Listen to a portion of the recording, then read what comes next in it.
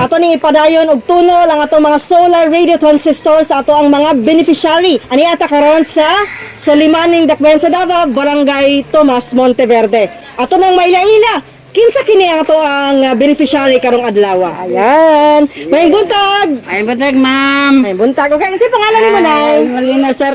Unsa mong kanang trabaho karon nay? Tinda ginagmay, mga mangga, mga inkamas, pinya. Siyempre, ang Arnaman Foundation, og ilaw sa atong One Radio campaign na ami ituno sa mga kani ato ang solar radio transistor. Kay ikaw ang usa sa napili nato na mga beneficiary. Dawatan ay. Oo. Salamat sa DXDC.